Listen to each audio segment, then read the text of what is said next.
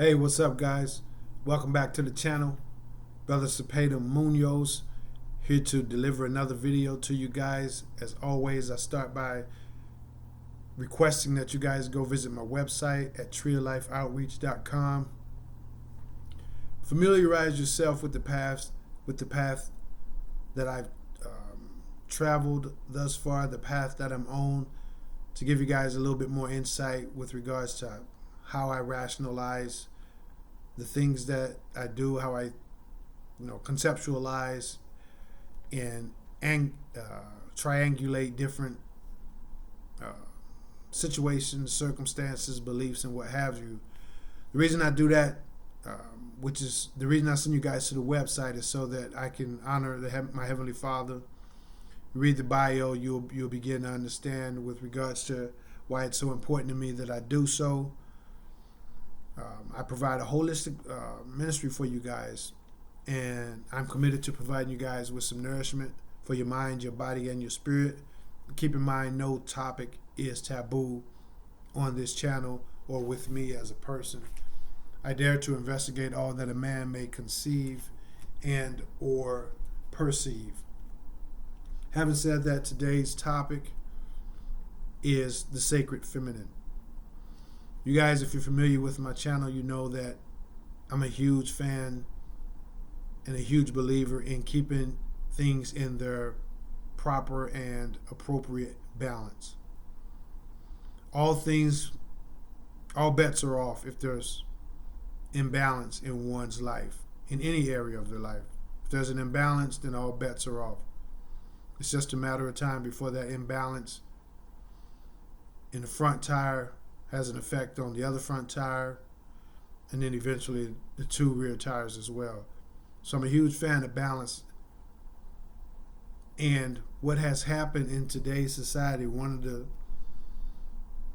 actual causes for why society is going through some of the upheavals that it is, in addition to the biblical perspectives and ideologies of this just simply being a time, what they refer to as the last days, and irregardless of what the scientists most commonly refer to as the yuga cycles. In addition to those things, or walking hand in hand with those things, is the fact that regardless of what's actually giving birth to all of this, the sacred feminine has been lost. And there's that balance that we talk about. The sacred feminine has been lost. It's been discarded. It's even been attacked and rubbed out by those who are inside the know.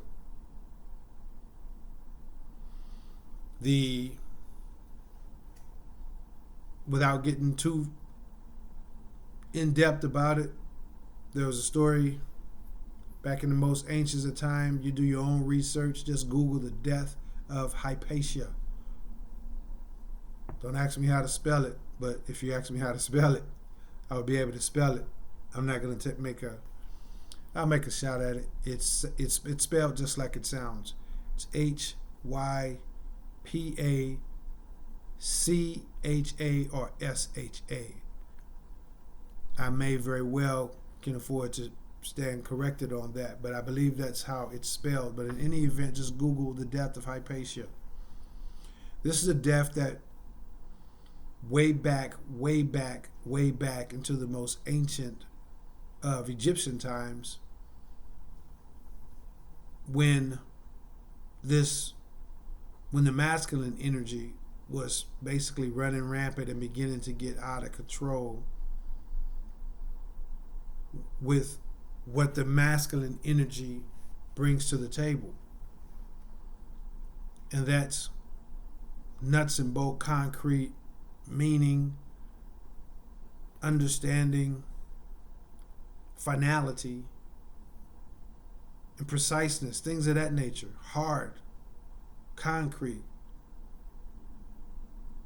And the masculine energy had become fearful and irritated as a result of them falling out of balance within themselves, or the Yuga cycle, or biblical prophecies, or what have you. And the death of Hypatia was the very first. Let me correct that. Was kind of like the last straw, not the very first, but kind of was like the last straw that made it clear to humanity that the masculine energy men were basically taking over control of the planet, with minus any consideration, any acknowledgement or honoring of what it is that the sacred feminine brings to the table. So she was the last beautiful, powerful female. She was very learned. She had power in the community. But she was a woman, and at that time, the masculine energy had already fallen out of balance. And so she was basically the last stand-up female who had the connections, the knowledge, the strength, and the perseverance to keep fighting in an attempt to balance these energies out as they were originally intended. She was stabbed to death right after a teaching way back in the most ancient of times, when the Egyptian empire was the dominant force on the planet. So that's why she was both the last and the first. She was the last female who was pushing this knowledge, who was fighting the fight on the front line in the trenches, who actually had the connections, the wherewithal, and things of that nature to have an influence beyond just her community. In other words, she had juice, she had status. And they stabbed her and killed her, so she was the last one to really be pushing for that energy. And she became also, that was like the first final straw. I don't think you heard me. I said the first final straw, where it was made brutally clear that this male energy had kind of gotten beside itself. Prior to the male energy falling out of balance and alignment with the nature in which it was designed to operate, which is in coexistence with the sacred feminine. This is how it was designed. This is how the Heavenly Father set it up. And this is just another extension of basically just sin.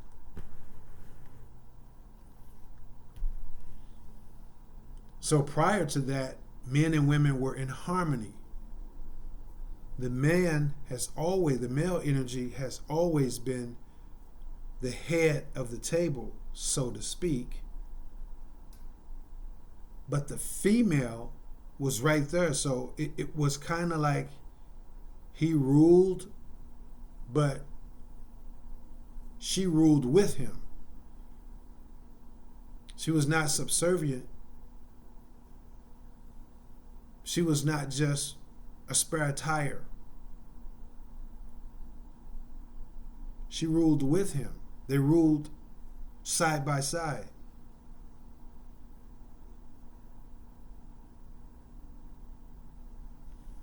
So prior to that, that's how men and women existed, organically, in balance and in harmony. In fact, the men, before they could get married and be considered a whole, complete, adult, mature man, they had to go to a strange lady or woman who was like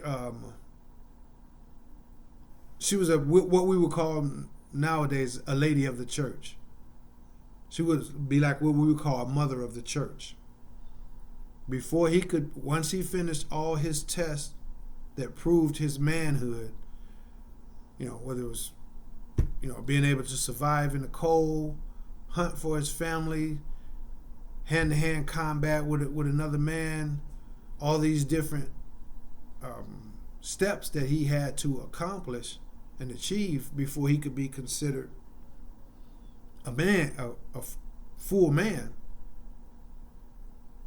or an adult man, mature enough amongst the people to be looked at and viewed at and considered an adult man. One of those things consisted of him having to meet with this mother of the church, for search for a better term. And she would take him and basically familiarize him with the esoteric knowledge of the divine and sacred feminine. In other words, she would let him know this is what women like. This is what we enjoy. This is what we expect. This is what hurts our feelings. This is what makes us feel good. This is what nourishes us, and all these different things. So she basically would school him. And he wasn't allowed to get it from his mother, because his mother would be biased to him according to their laws. Like, okay, mom loved her son, so she may not just give it to him in the raw. She may put a little spin on it or whatnot. So he couldn't get it from his mom. He had to get it from a total stranger who was a mother of the church, elder female of the church. Again, for search for a better term. I think priestess is the term that I'm actually searching for. But in any event, regardless of the term, this is how it worked. And he had to not only be able to just sit and hear that, he had to be able to regurgitate that knowledge back to her. And just like a modern day test, he would be able to say, she would, okay, well, what would you do in a situation like this? How would your future spouse feel about this? And what would you do if you were with men and they saw one lady and she needed help, whatever? He had to be able to legitimately pass that test. And that was the final hurdle that he had to cross or to clear. He wasn't going out having showing that he could defend his family from a male attacker. He could defend his family from a bear. He could hunt and clothe his family. Those were tests, but the final test was that, and that made him well-rounded, completely rounded, completely balanced to take on the world as men were originally designed to take on the world, with authority, with wisdom, and with balance, not with arrogance, not with bravado, not with ego. See, these are the things that the male energy brings to the table, and please get it right. All of these things have an important role to play. There's a time in which your ego can save your life and save your family. But if you let that ego run wild, there's no balance. You don't have that female energy balancing you out. Then we get what we got, which egotistical, male chauvinistic society who basically shows little regard, if any, to the beautiful and powerful women. Unfortunately, the women themselves has the knowledge has been hidden from them. The great witch hunt and the witch trials that they did. All of this was designed to beat out whatever remnants remain of women who knew what they brought to the table. That witch hunt, I think, don't quote me on this, but I think it was the 1800s, where they could just say, you know what, her hair is real long, she's a witch, and they could kill her, burn her to the cross.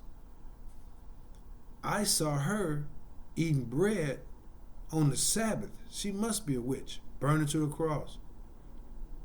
I saw her fall down that hill and she didn't break not a bone in her body, she must be a witch, burn her to the cross. This was all designed to break up and stamp out any last remnants of females who knew what they brought to the table. So the divine and sacred feminine has been discarded, abused, neglected, rejected, and set afire. And so we wonder why we live in a society where it's a dog eat dog world. Because all these strengths, all these powers, all these attributes that men need in order to be men has nothing to balance it out.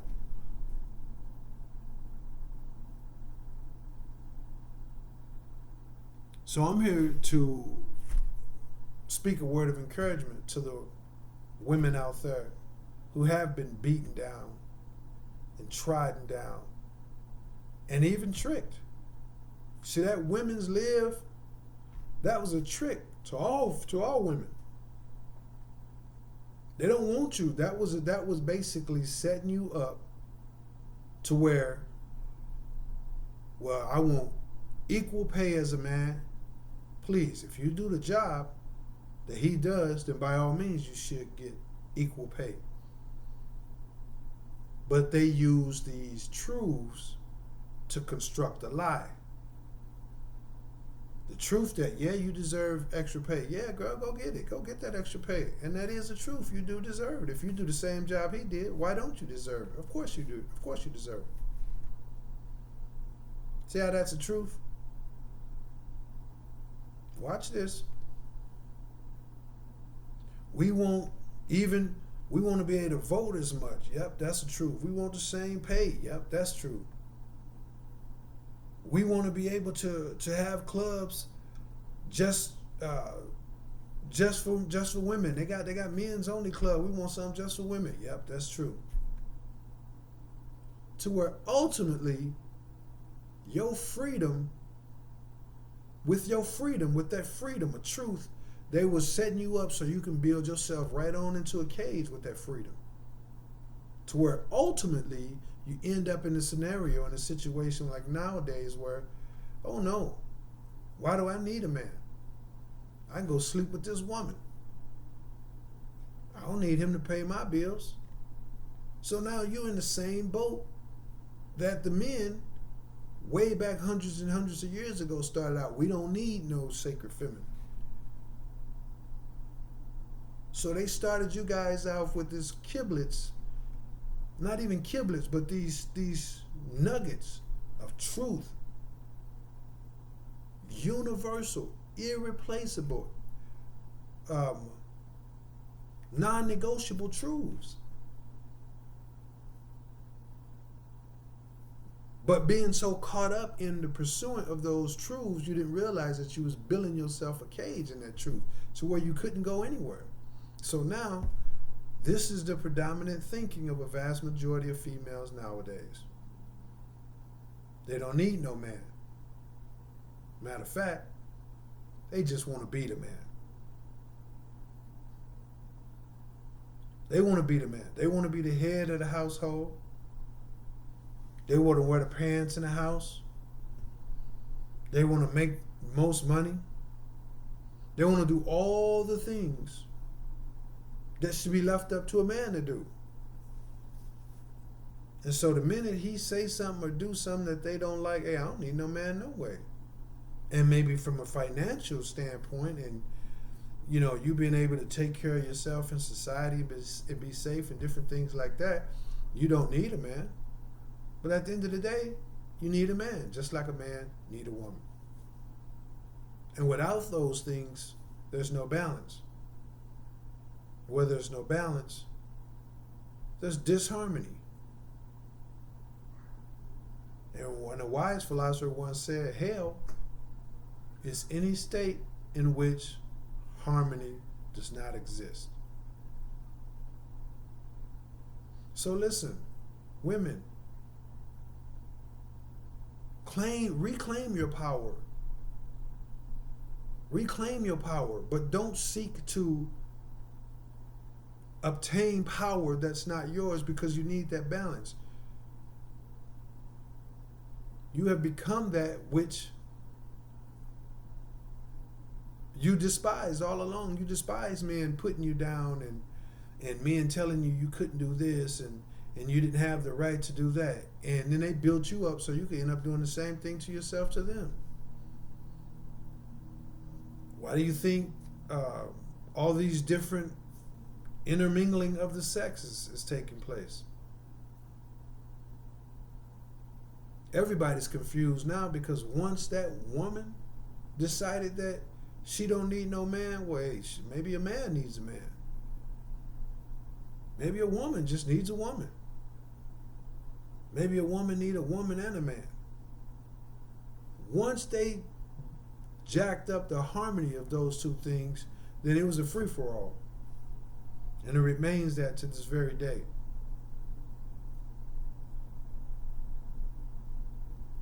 So listen, women, know who you are. Reclaim your power. Guys, know who she is. Don't try and take her power. Don't try to put her down. Don't walk around with this I'm the head of the household macho attitude. We know who you are. She knows who you are. But she rules with you.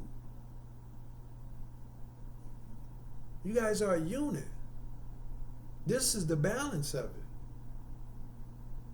But no, you got him wanting to say, well, I'm the man. You got her wanting to say, well, I don't need no man, or I can make the final decision. You got just total chaos.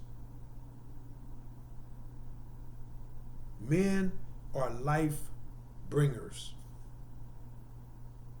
Men bring life. But that life that they bring has to be given life to. I don't think you heard me.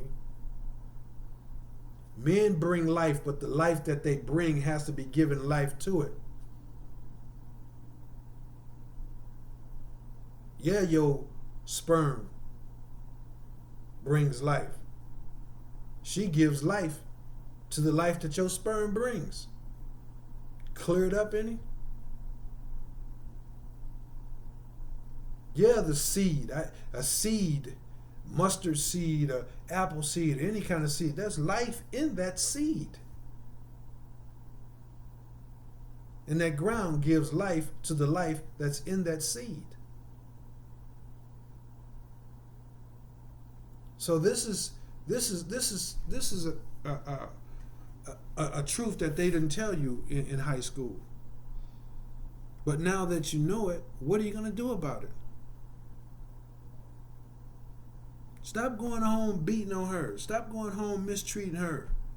Because again, that's a form of life. If you boil it down to the most minute molecule, all that negative energy that you taking in there, she gonna give life to it. And then what you got? Whole negative environment.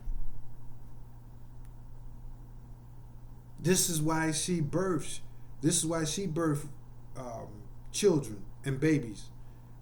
Men don't.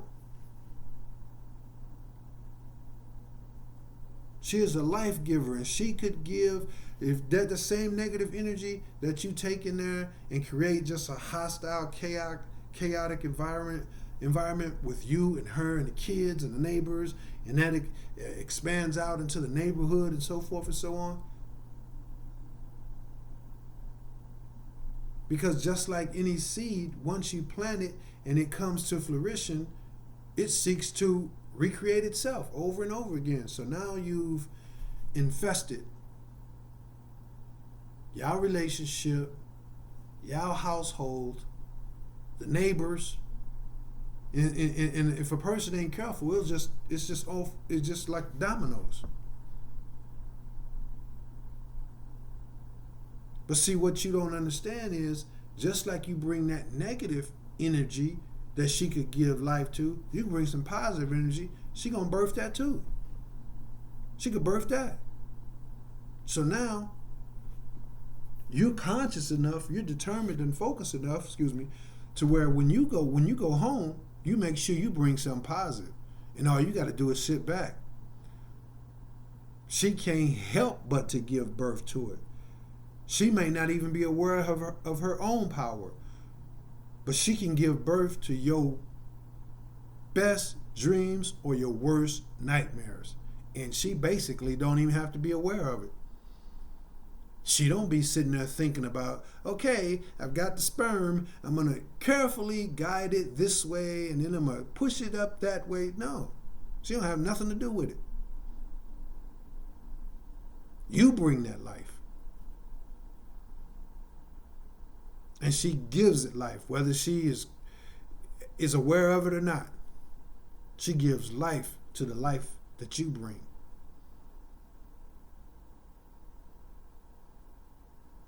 So let us be careful. Let us be mindful.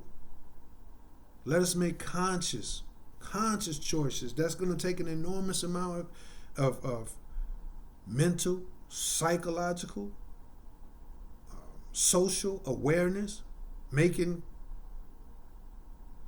very specific decisions from a conscious state of mind, and not just you're just kind of going with the flow. No, you're consciously deciding you're going to do this. You're consciously self-aware to the point you're going to do this specifically, because she's going to birth it back to you, man. So once they got the women on this planet jacked up, it was basically all over then, because she going to give birth to it. So we got her pushing for women's rights and women's live and all of this equality, to the point to where eventually she gave birth to, well, she'll just get the man out the picture, period. What do I need him for?